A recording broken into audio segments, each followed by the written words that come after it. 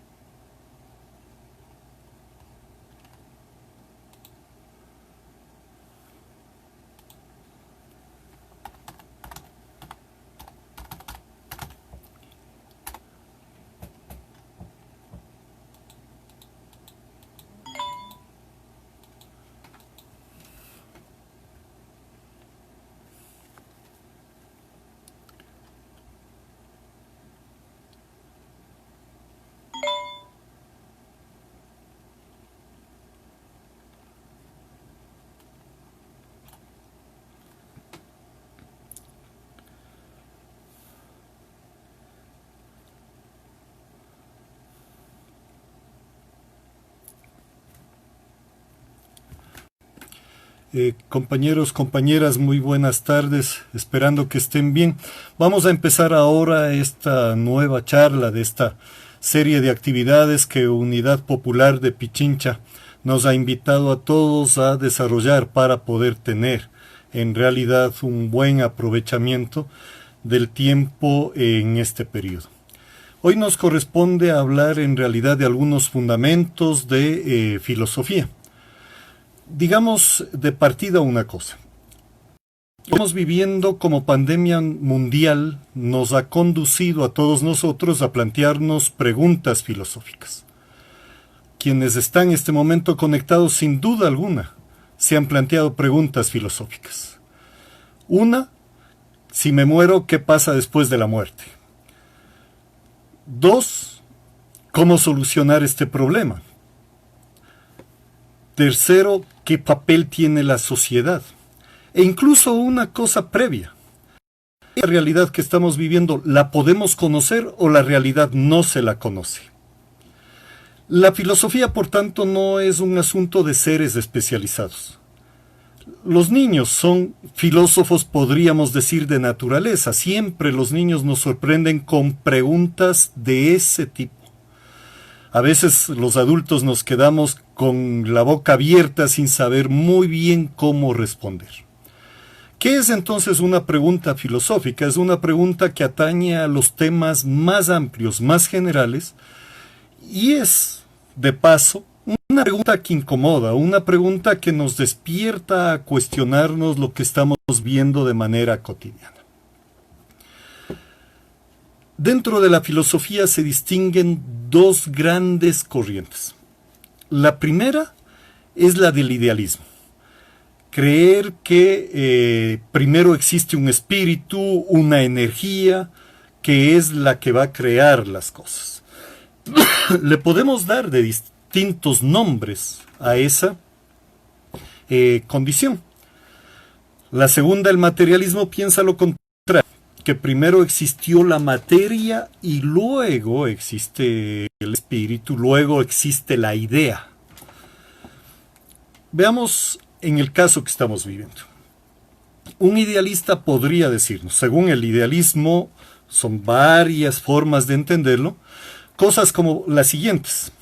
Alguien pensó el virus y por eso apareció. Esa es una visión idealista. Simplemente porque pensó las cosas suceden.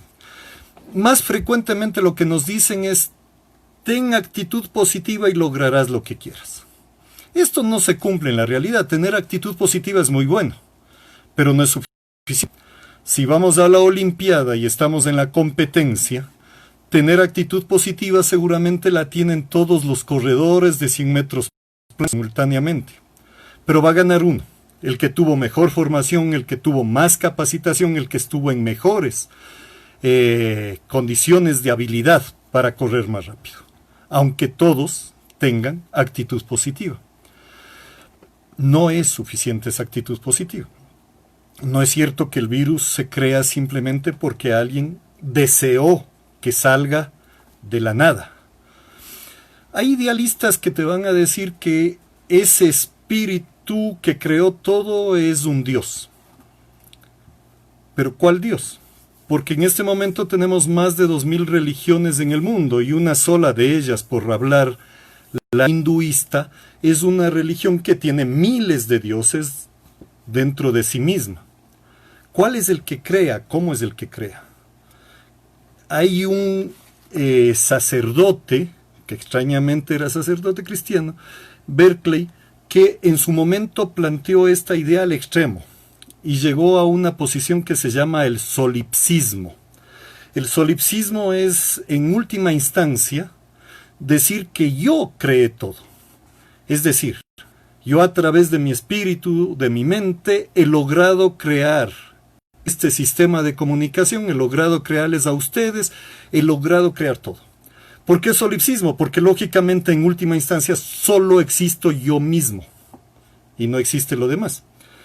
Por tanto, les decía, es extraño que haya sido un sacerdote, el Dios creador soy yo. Pero además un Dios que está condenado al aburrimiento porque solo existe lo que yo creo, lo que yo ideo, no hay nada más.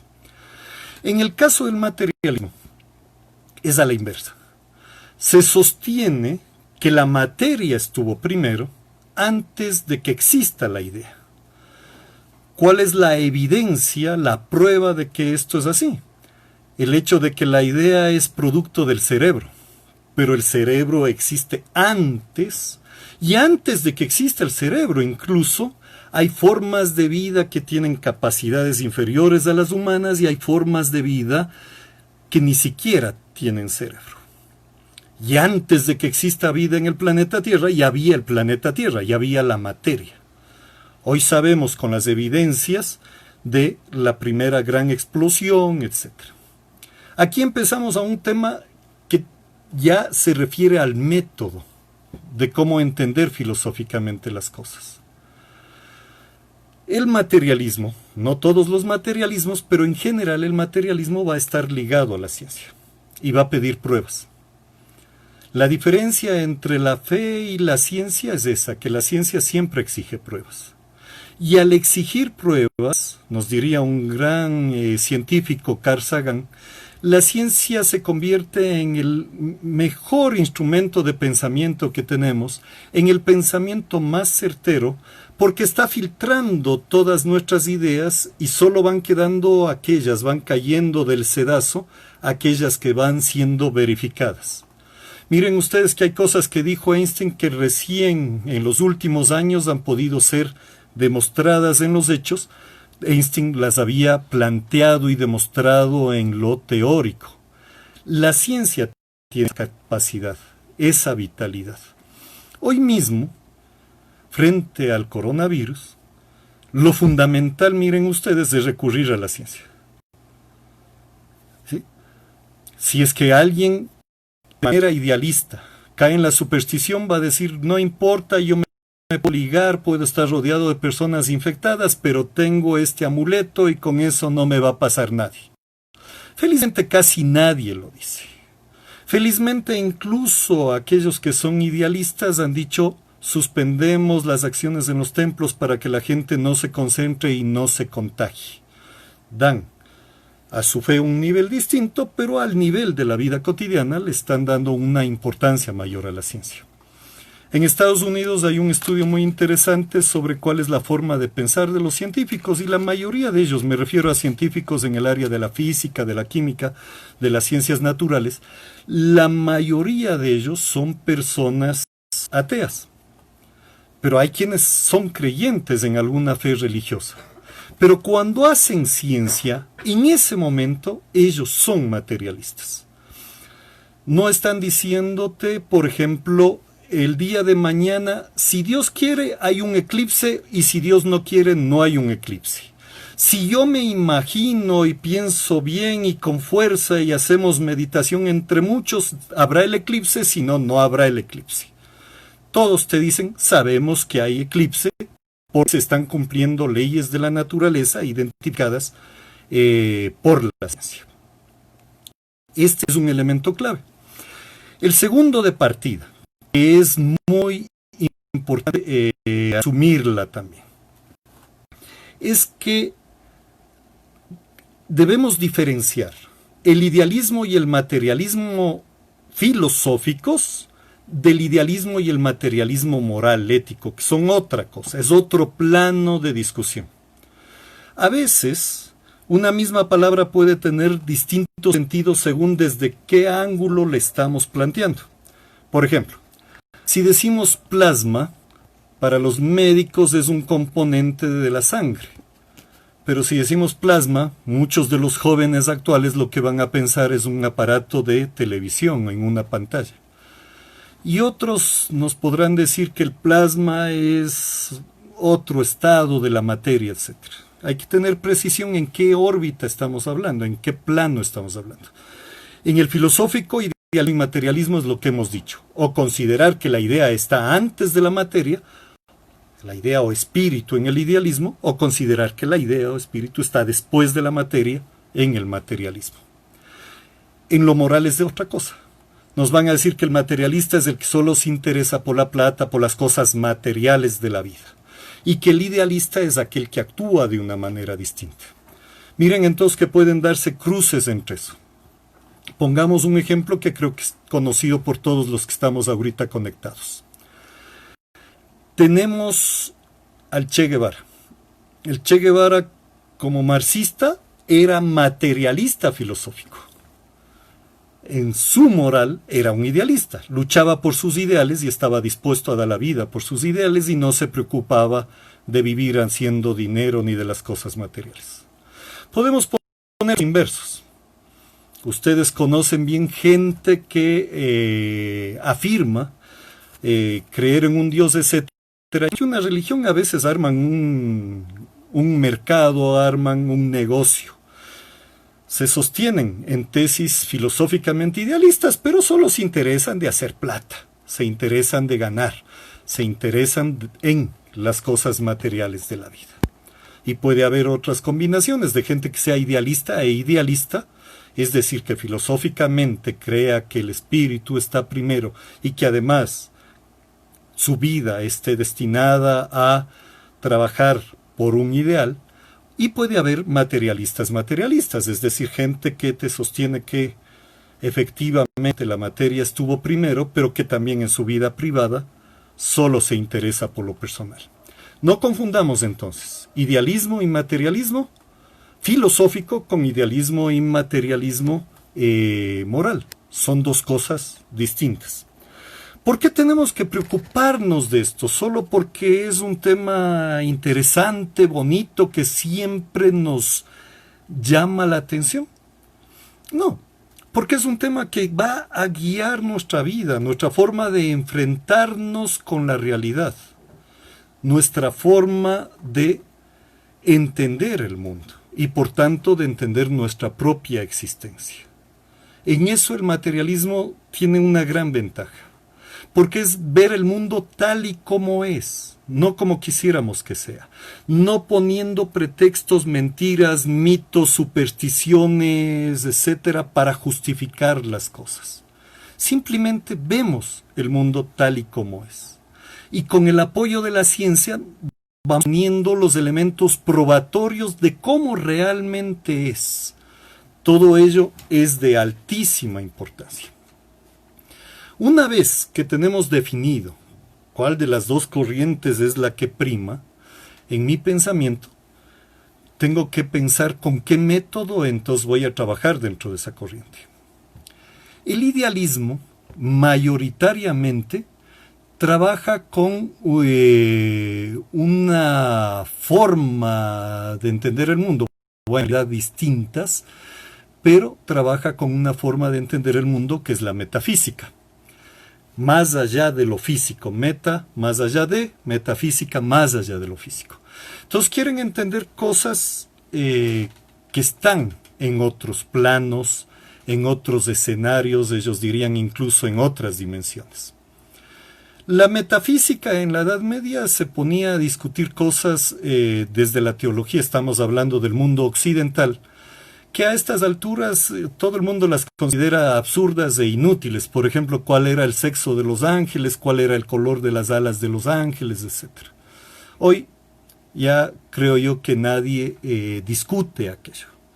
Pero sí, el método está presente, porque es una concepción del mundo partida de que las cosas no cambian, de que siempre las cosas han sido así. Entonces, por ejemplo, nos van a decir que existe una naturaleza humana que ha sido igualita a lo largo de la historia. Pero eso es no estudiar historia y descubrir cómo hemos cambiado profundamente nuestras formas de concebir las cosas y de entender las cosas. Un solo ejemplo. Para hoy día, que una madre abandone a su hijo o que mate a su hijo tierno es considerado un crimen horrible. Casi nadie lo acepta. Pero si hubiésemos vivido en Esparta, en la antigüedad, una madre que tenía un hijo con una discapacidad prefería arrojarlo al barranco y se sentía orgullosa de hacerlo. Creía que eso era lo más bueno y positivo que podía hacer a favor de Esparta y de sí mismo. Y la sociedad aplaudía que haga eso. Esto demuestra que no hay una naturaleza humana permanente. Pero para decirnos que hay una naturaleza humana permanente, esto tiene consecuencias, porque quiere decir que siempre hubo buenos y malos, y por tanto también siempre hay ricos y pobres, y las cosas no cambian. La historia felizmente nos demuestra que hubo un momento de la sociedad en el que no hubo ricos y pobres, en el que no hubo clases sociales, y sabemos también científicamente que avanzamos a otra sociedad en la que tampoco habrá clases sociales y por tanto no habrá injusticia social. La metafísica funciona en muchos esquemas y está muy presente en una serie de concepciones de distintos filósofos a lo largo de la historia. Alguien nos puede decir, pero entre metafísica y dialéctica no nos queda alguna cosa, entre materialismo e idealismo no nos queda algo. En realidad no. Hay quienes se van a calificar de agnósticos. Y el agnóstico en sentido estricto lo que dice es agnosis, sin conocimiento. Es una persona que nos dice, es que yo no puedo saber. No puedo saber si es que esto es sí o si esto es no. No puedo saber si hay Dios o no hay Dios. No puedo saber si hay leyes de la naturaleza o no hay leyes de la naturaleza. Entonces, como no puedo saber, no estoy en ninguno de los dos planos. En realidad está en el plano del idealismo. Porque está partiendo de su pensamiento y no quiere enfrentar la realidad. Y por tanto, tampoco era lo que la ciencia le está diciendo, lo que la ciencia le está indicando. Les insisto, hoy tenemos un momento en la historia de la humanidad en que felizmente estamos valorando la ciencia para poder enfrentar las pandemias. Y ojalá en todo lo hiciéramos así. Porque hay un ataque permanente a la ciencia, y esto está debido a que hay un ataque permanente al saber, al conocimiento en manos de los pueblos, para que no puedan ser conscientes de su realidad y actuar frente a ella para transformarla. Entonces los idealistas nos van a decir que no es posible conocer las leyes del desarrollo de la sociedad, que no sabemos qué viene después del capitalismo, o probablemente nos dirán que no viene ya nada, que se acabó la historia, como decía Francis Fukuyama, que después él mismo tuvo que reconocer de que se había equivocado, dijo, no, me exageré. Nos falta ver entonces el otro método, que es el método de la dialéctica, el método privilegiado del materialismo. Pero ojo, hay otros métodos que ha usado el materialismo, otros materialismos. Hay uno al que hay que referirnos, principalmente, que es el materialismo mecanicista. Este surgió cuando las máquinas, al inicio de la revolución industrial, del capitalismo, sorprendieron a todo el mundo y demostraron que podían producir cosas, transformar cosas, etc. Y entonces todo se comenzó a ligar con las máquinas. ¿Qué es el mecanicismo? Creer que la sociedad funciona igual que una máquina. Que lo que pasaba en las máquinas o en el mundo natural es trasladable a lo social. Y esto ha traído gravísimas consecuencias. Una forma de mecanicismo o de biologicismo sería, en este caso más preciso decir lo que es transposición de lo natural a lo social, es el daño. Y entonces decir, Darwin demostró que solo la especie más fuerte perdura y por tanto en la especie humana también son los más fuertes, los que tienen más mérito y los que tienen que dominar y los que tienen que gobernar. La meritocracia tiene mucho que ver con esta visión de darwinismo social. Vale decir de paso que Darwin no solo dijo que hay competencia entre las especies, dijo que hay colaboración. Y la historia nos demuestra que la colaboración fue más importante que la competencia. Imagínense ustedes una sociedad humana primigenia tratando de cazar un mastodonte en los Andes ecuatorianos o en la costa ecuatoriana con un individuo solitario para demostrar que es el más fuerte. No hubiese logrado ni cazar al mastodonte y alimentarse con su sangre, con su carne, y posiblemente hubiese incluso perdido la vida. Para hacer cacería de un mastodonte era la colaboración, lo que importaba. La especie se desarrolló por colaboración, y eso también lo dijo Darwin. Y Darwin no dijo que sea la especie más fuerte, dijo que es la especie más apta. Tanto es así que miren ahora, estamos viendo que frente al coronavirus hay otras especies vivas, animales, que son más aptas que nosotros, que no se contagian. Y sabemos que sí se botan las bombas atómicas que tienen los países imperialistas, que según algunos cálculos darían para destruir el mundo 7 veces, como si no fuera suficiente con una. Es probable que las cucarachas se mantengan con vida porque son más aptas para esas condiciones, mientras ya no exista ni un solo ser humano. El darwinismo social es una justificación de la sociedad de clases. El mecanicismo, les decía, también es tratar de entender todo como máquina. En psicología hay una corriente dentro de la psicología, del pensamiento y de la mente que piensa que nuestro cerebro es una computadora.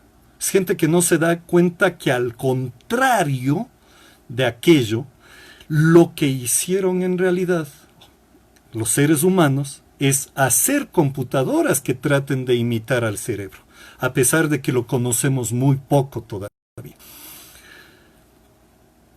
Y hay una forma de mecanicismo actual que se refiere a creer que la mecánica cuántica es aplicable a la sociedad. Ya deben estar pensando ustedes en un cuántico que a veces nos hace tener vergüenza cuando dice algunas barbaridades. La mecánica cuántica se da en elementos subatómicos, dentro de los átomos. No se da ni siquiera en la materia a nivel amplio. Porque de lo contrario, cuando se apunta con un arma y se dispara una bala, nunca sabríamos a dónde va a llegar si es que se aplicaran los principios de la mecánica cuántica. No existe eso. La mecánica cuántica no funciona, entonces, peor aún, a nivel de la sociedad. El presidente Moreno en alguna charla decía que podemos tener átomos de Hitler. A ver, supongamos que eso es cierto. ¿Y eso significa que tengo algo que ver con Hitler? Y si tengo átomos de Einstein dentro de ¿significa que soy igual de genio que Einstein? Y si tengo átomos de Carlitos Marx, ¿significa que a más de genio soy una persona que puede establecer cómo es el proceso de la vida y de la transformación social? No, no es cierto. No va por ese lado. La mecánica cuántica, en el fondo, o mejor dicho, todos los mecanicismos, en el fondo, cometen el pecado, para llamarlo de alguna manera, de que somos materialistas y al mismo tiempo estamos cayendo en una visión bastante idealista porque es al margen de la ciencia verdadera. Digamos entonces, cuando hablamos de ciencia hay que tener cuidado que sea la ciencia que se está desarrollando, la ciencia que tiene dificultades, la ciencia que aplicamos. Hay gente que critica la ciencia y coge un automóvil, ahí hay principios científicos aplicados. Coge un avión, hay principios científicos aplicados. Toma una medicina, hay principios aplicados. O se pone una vacuna. Ojalá, con la experiencia que tenemos ahora frente al coronavirus, no siga habiendo gente que cuestiona las vacunas, que han permitido que la humanidad viva más tiempo y han permitido que evitemos enfermedades terribles como la poliomielitis. Cuando deja de haber una población importante que se aleja de las vacunas, esas enfermedades en algunos casos retornan.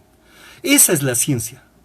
Pero ojo, también hay unas pseudociencias, falsas ciencias, que se presentan como si fueran ciencia.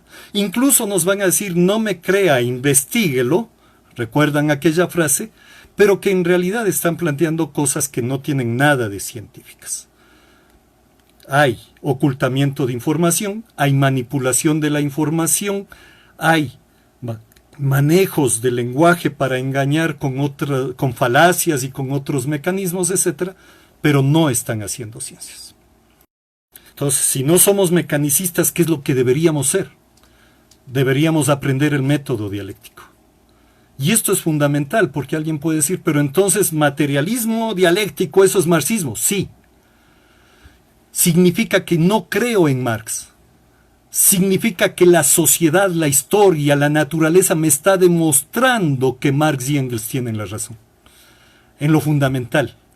¿Significa que pudieron haberse equivocado? Sí, porque estaban trabajando con la ciencia de su época. Siempre estuvieron con lo más avanzado de la ciencia de su época, Marx y Engels. ¿Qué es la famosa dialéctica? La dialéctica es un método que nos plantea, primero, que todo cambia, que nada está estático, que lo único que está permanente es el cambio. Todo cambia.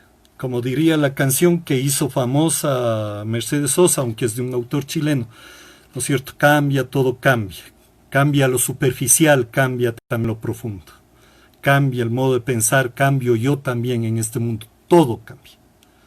Pero no cambia de cualquier manera ni en cualquier dirección. Lo que motiva al cambio es la contradicción interna.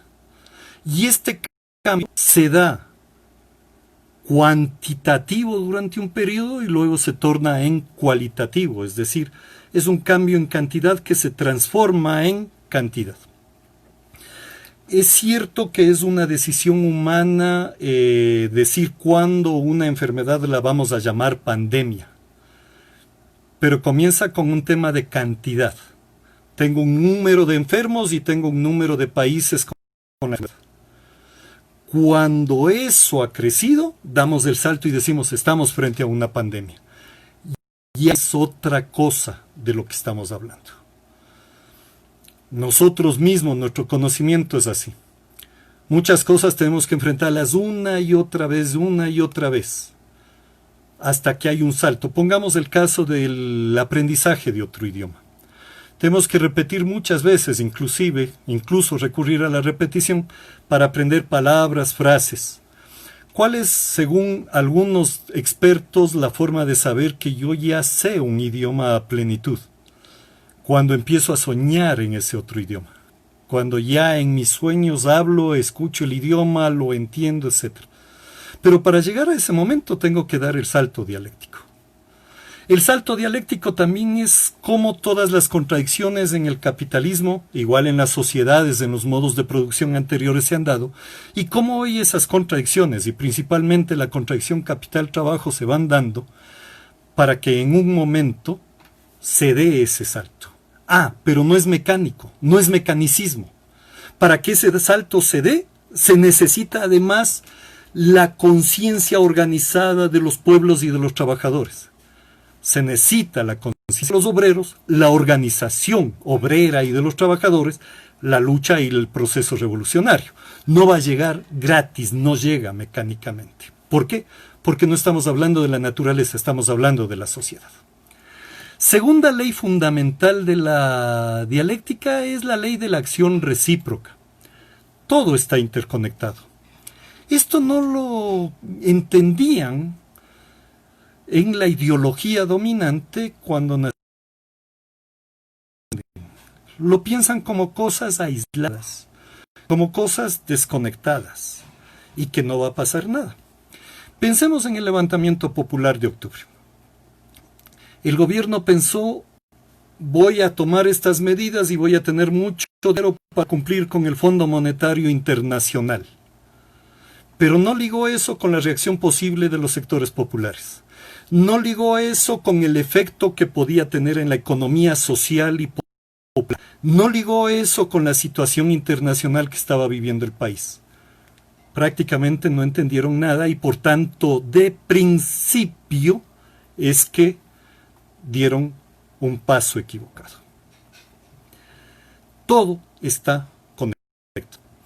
Pongamos otro ejemplo porque ahora está surgiendo no solo el darwinismo social, sino un neomalthusianismo. Malthus es un tipo que estudió elementos de la genética, etcétera, pero sobre todo de población, y que llegó a decir que los alimentos, el crecimiento de producción de alimentos era aritmético, es decir, 1, 2, 3, 4, 5, 6, digamos quintales o toneladas, mientras el de la población es geométrico. 1, 2, 4, 8, 16. Por tanto, íbamos a llegar a un punto en que había un exceso de población frente a los alimentos que se podía producir y que la población podía tener.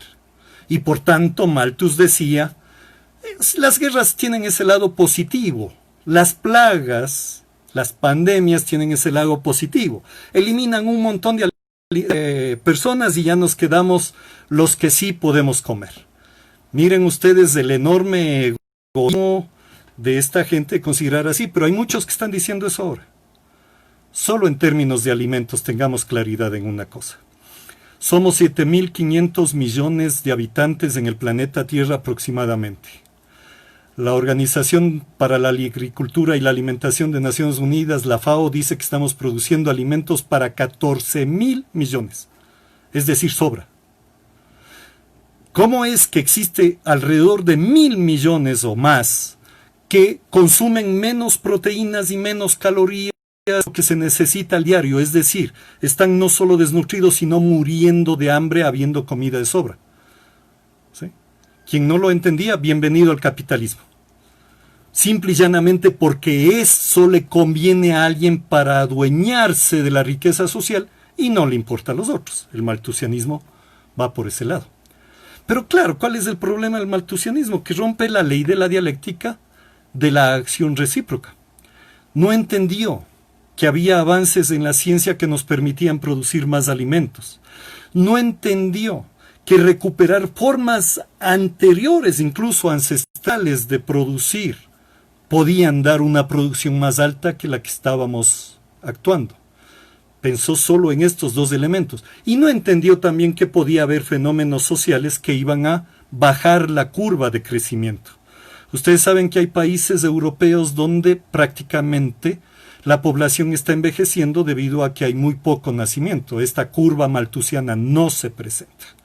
De modo que a quien diga eso ahora hay que aclararle que está falseando la historia, la realidad y lo que la ciencia nos ha indicado. La tercera ley, la contradicción. Algunos autores dicen que son dos leyes, que la una es la unidad de contrarios y otra es la lucha de contrarios. Otros autores te van a decir que es una sola, que unidad y lucha siempre están presentes. ¿Pero contrarios en qué? En cada fenómeno.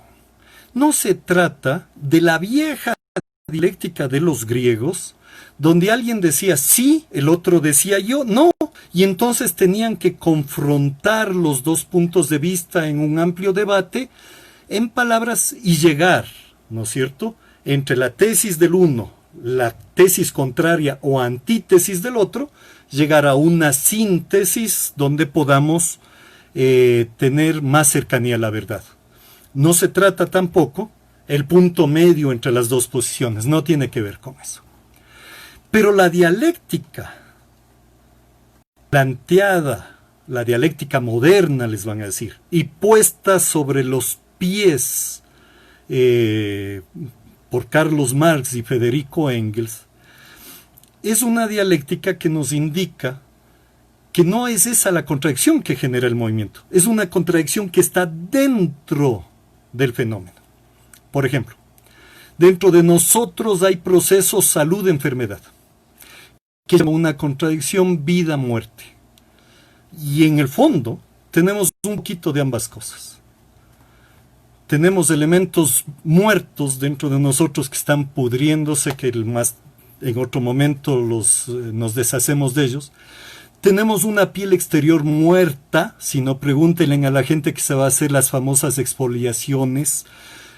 Cuando nos morimos, tenemos otra condición similar.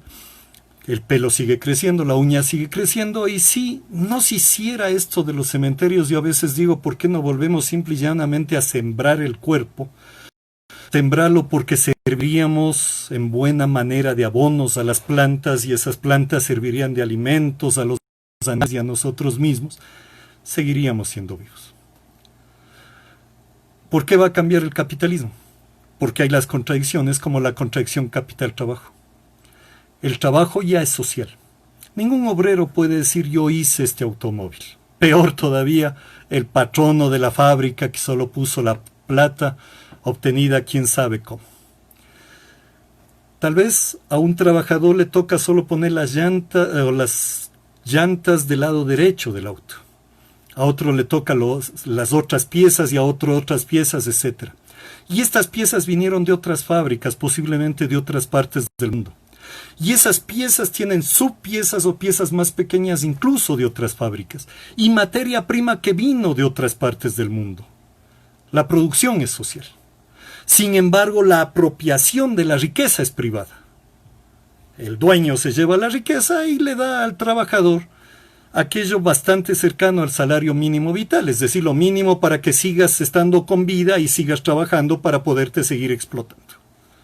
Es esa contradicción insostenible la que produce movimiento. Pero hay otras. Las contradicciones entre naciones imperialistas y pueblos dependientes.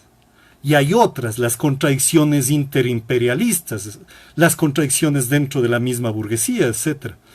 Miren ustedes, el problema de la bajada del precio de petróleo no tiene que ver principalmente con el coronavirus.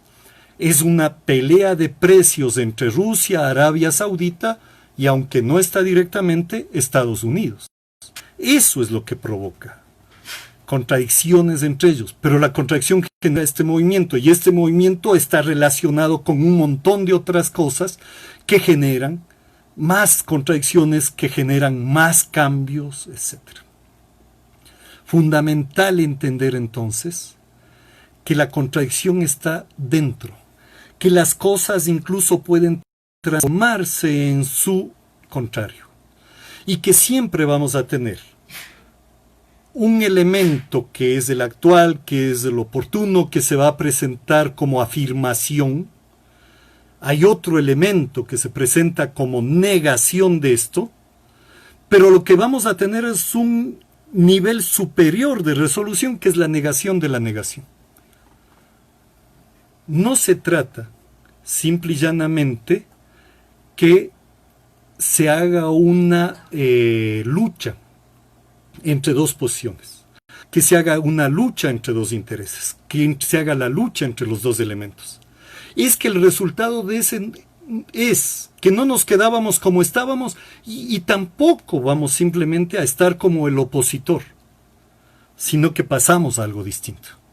En nuestra propia experiencia social, la ideología dominante es la ideología de la clase dominante.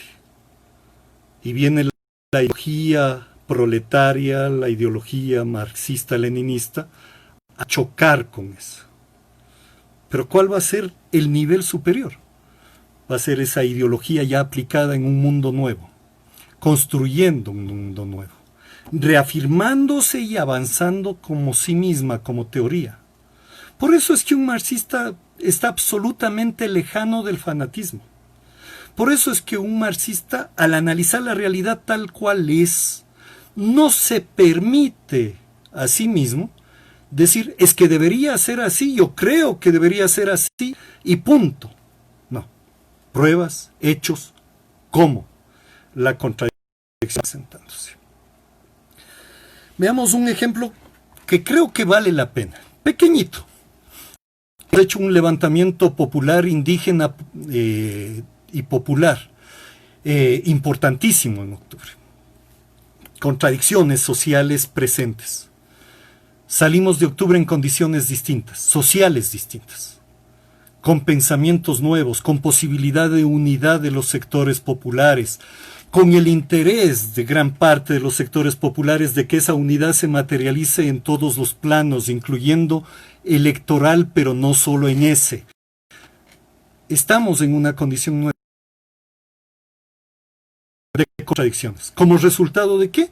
De cambios que van convirtiéndose en cambios de calidad. Esto se lo ve también en la naturaleza. Engels nunca llegó a terminar una obra que es maravillosa, que es la dialéctica de la naturaleza. Y hay autores que han procurado actualizarla. Y hay científicos que incluso sin conocer a Engels siguen aplicando los principios de la dialéctica para su investigación en ciencias naturales. Cuando uno analiza lo nuevo de la ciencia, todo esto, en realidad, se está verificando. Se verifica como que, como el método correcto, filosófico primero, que tiene que ver con la orientación entonces que tienen los métodos de cada una de las ciencias. El método filosófico tiene ese peso, trabajar en esa dirección. De tal manera que la dialéctica nos da esa posibilidad enorme. Cuando hablamos de materialismo dialéctico, sin embargo, nuestra mirada está atenta principalmente al mundo de las ciencias naturales. ¿Qué hacemos frente a lo social? Es que ahí hablamos de un materialismo histórico. ¿Qué nos va a decir el materialismo histórico en función de lo que hemos estado hablando, que es la dialéctica? Primero, que la sociedad cambia, que no es estable, que no es eterna, que esta situación de que hay ricos y pobres, oprimidos y opresores no es eterna, que las condiciones que hacen la opresión a la mujer no son ni tienen por qué ser eternas, que nuestra forma de mirar a personas que tienen otro color de piel, y hay que insistir, eso no determina una raza. En la humanidad hay una sola raza porque somos una especie única, los Homo sapiens sapiens. Hay unos que tienen más coloración en la piel, habemos otros que somos más desteñidos, pero eso no nos hace absolutamente ni superiores ni inferiores. Son diferencias que incluso las encontramos dentro de cada casa. Hay alguien más blanquito y alguien más negrito dentro de cada familia. Alguien de más pelo lacio, alguien más ambo, alguien con con ojos más claros o pelo o más oscuros. No hay la condición.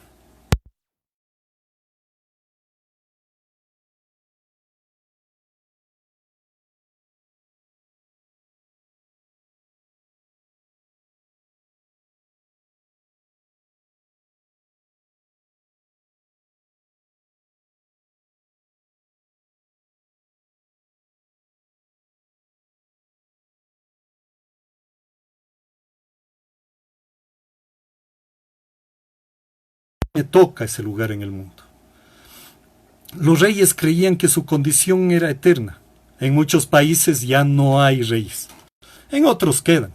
Y eso condena a sus pueblos a no ser propiamente ciudadanos, sino más bien estar en condición de súbditos.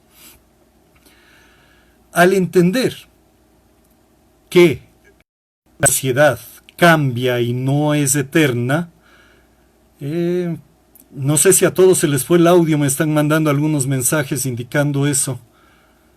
No sé qué podríamos hacer.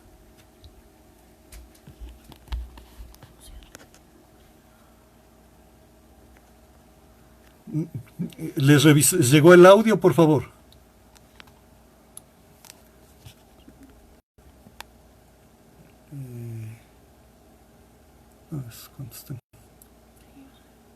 ¿Regresó el audio? ¿Aló?